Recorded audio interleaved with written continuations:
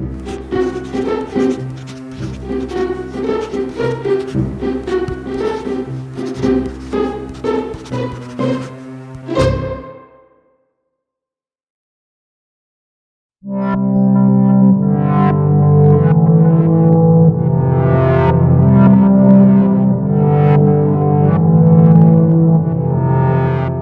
guys, what's up? How's it going? This is Easy Things to Draw, and today we're going to go over how to draw Schroeder from the Peanuts comic book.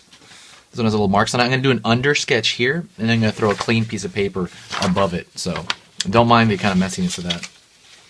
I'm going to be using a few different colors, but I'm going to go through all this stuff as I get into it. So for now, what I'm going to do is I'm going to do the under sketch with just any kind of pencil. I just picked this one randomly, it doesn't matter. The whole marker part is going to be with a Sharpie, so let's kind of get into it.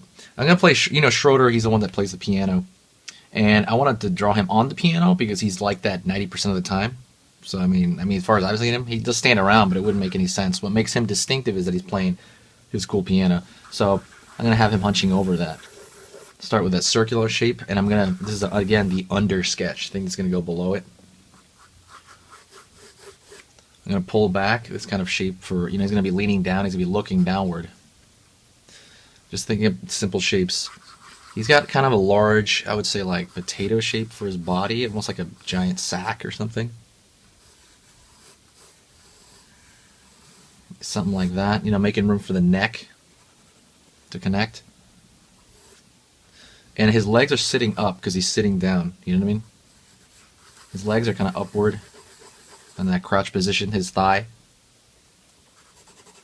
his leg sticking out, and then it's another like smaller, very similar to that, but another like smaller shape for his shoes. Shoes always look like potatoes to me in Peanuts. His hand, he's got his shoulder blade right here, or shoulder. He's got his hand kind of in front of his face because he's in the middle of playing it. You can make his arm a tube. He's got these tiny little nubs, or fingers, as they all do. They look kind of like cabbage patches or something. And I got his other hand coming from behind him. And essentially you're just going to see a few of the fingers. You know what I mean? But remember that the shoe's going to be blocking that other hand. His shoe's in the way. Let me... Also, you kind of get into the ground plane a little bit. I'm not going to really draw the ground plane, but where's that piano?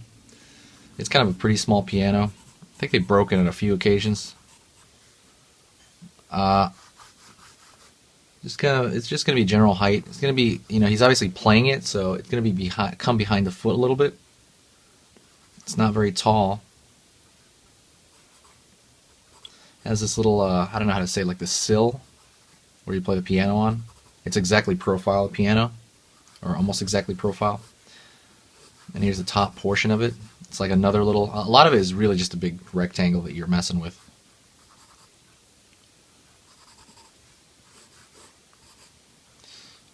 There's a smaller shape as it pulls in. Because the piano has this, I guess if you look at that piano he's playing from the top, I would think, and I'd have to assume this, I don't know for a fact, I would assume it has the shape of other pianos, and I haven't looked up pianos or anything, but this is just what I'm assuming. If you were to look at that from above, so if you set that down right here, it has this shape here, and it comes into, that would be this. You know what I mean? And you can see a little bit above it, kind of. I mean, they've never been known for the like great perspective. It's really just been like the style of comic. They don't really think of that. And two legs standing down. You can put the leg over here actually, so forget that. Find the shape of his hair. His hair is like kind of like a hat in a way. That's the way I think about it. His nose is going to be a really big kind of mark that sticks out, which is going to affect kind of how I do the hair a little bit. I mean, like where I place the hair, I mean. His ear is up here going into his hair. Kind of pushes into the layer of his hair. And his eye is roughly here. Chin. And at that point I'm placing things. He has a striped shirt, but I'm going to do that. I'll just put lines here, but I'm really going to do that afterward. In the marker phase. This is all, like I said, undersketch, undersketch, undersketch, undersketch. Like this is all for placement. I have a general idea of where my placement is. So then I'm going to do what I said before. I'm going to place a piece of paper over it. This is all regular paper. It's all regular printer paper. And I'm going to go with a marker now. And now it's all up to, you know, me not screwing up. It's very much like I have to look in there and make sure those lines are clear that I did before for my own, like they're notes. And I'm going to look at what's closest to me. I think what's closest to me is his hand. Actually, it should be his other foot, but I'm going to do his hand here because it's covering his face. And like I said, I'm going to do his little nubs. And they got kind of husky arms. Arms are like huskier than normal. Because they got that like cute animated look kind of thing. His leg is going to come in front of his arm over here.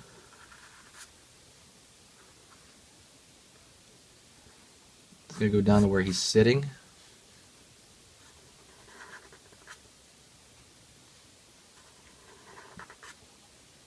And that, his pants are going to be one solid shape pretty much.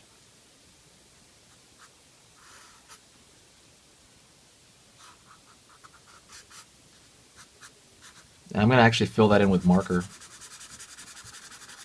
It's probably going to be one of the few things in this I'm going to fill in with marker. Be careful, like I said, for the scent of this marker. It's pretty toxic to your brain, so it's not like it's an instant, you know, thing. But I know it's something that's not good for you. Stay ventilated room. Stay in a ventilated room so that you won't, you know, inhale all this.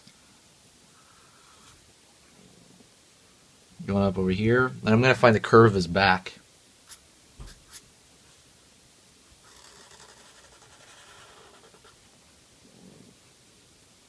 It's kind of a hunch a little bit, but not too much of a hunch. Obviously he's hunching over, that's the point. Back of his neck. We find the front of his neck. Front of his neck. Underneath his face.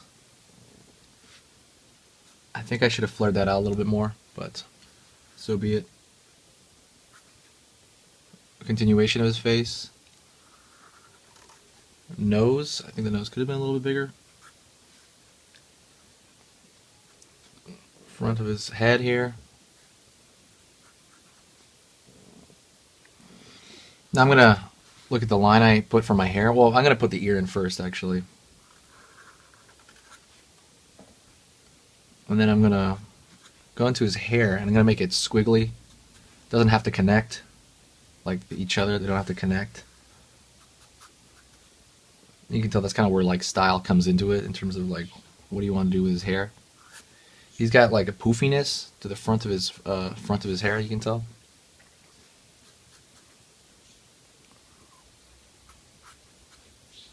Outside of the hair is kind of similar to that too, even though you do want to follow that general hair shape, obviously.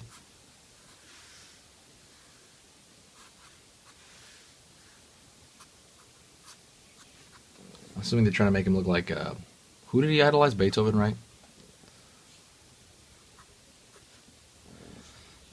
And then going over here back to his feet, his legs. Pull down.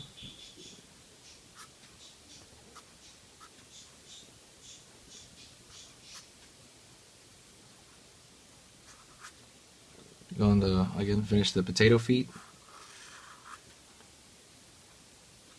The laces are essentially just kind of almost like a stylistic line almost. His foot behind that. Now I'm going to find that back arm. Trying to look for that again. Look for what I put there. Again, they got these nubby fingers. And let's go into the piano itself.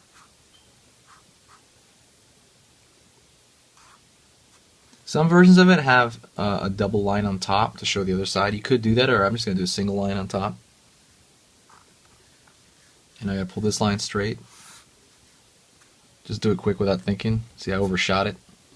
Can you see that on camera? Yeah. I overshot it a little bit.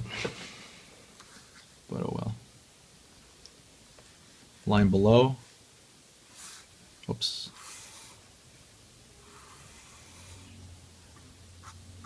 Going up.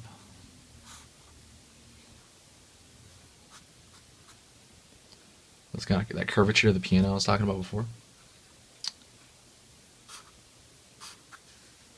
Legs of the piano. I moved them around a little bit just to kind of fit where this is going, this marker part. And you could do the top portion as if we're looking down on it a little bit so we can see a slight bit of the top.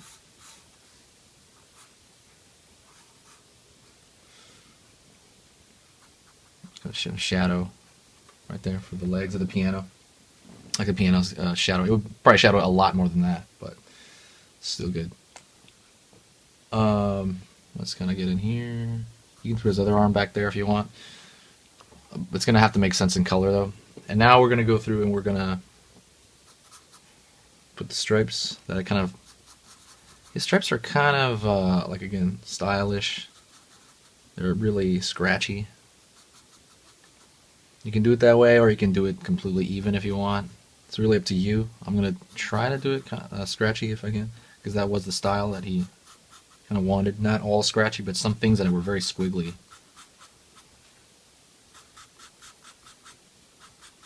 It's going to kind of curve because he's bent over like that. So let's get, well, let me do one more thing. I was going to get into color, but I want to make some of his hair a little bit thicker, more obvious. Let's get into the color right now. Let's do the easy thing first. I'm going to get red, colored pencil, and I'm going to color his piano red. And I can tell that a lot of the color scheme of the characters changed on and off through the years. I'm assuming that had to do with the printing of it in the newspaper.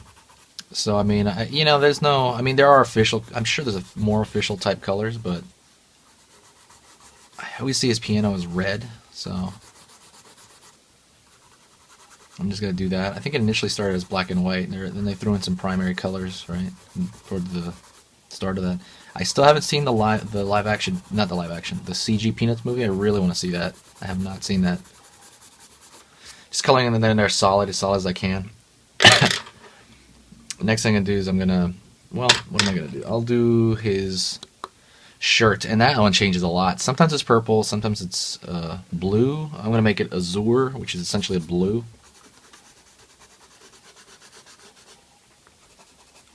You know, I just feel like, let's just do it. I guess purple would have been more accurate, but I like this color as well.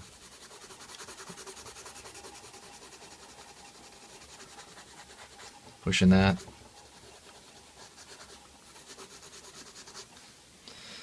And then grabbing go to the shoe. I'm grabbing this thing called peanut butter, which is just brown. I'm not super picky on the exact type of brown. I just pick any brown. His hair, I'm picking yellow from the Scholastic brand colored pencil. Yellow's kind of weird because it just sometimes it just straight doesn't show up. So it's a little bit tricky sometimes. It's just so light, you know what I mean? So I have to kind of push down on it pretty hard. And like I've said before, for you, I would say kind of layer it on there, because I'm doing this quickly for demo's sake. Like I'm pushing down on this very hard. But I would normally, if I was just doing it for myself, I would layer it, you know, like 2, 3, you know, just kind of don't push so hard, because it hurts your hand kind of. At least it does for me. When I'm tightening like this and pushing down on it, it hurts me, you know. And then let's take care of his skin tone. And I picked for skin tone soft peach. Always a peach for essentially white people, you know, in cartoons. Soft peach. I'm picking the Rose Art brand as well. Trying to decipher what is his arm and what is his leg. You know, what is the negative space behind him.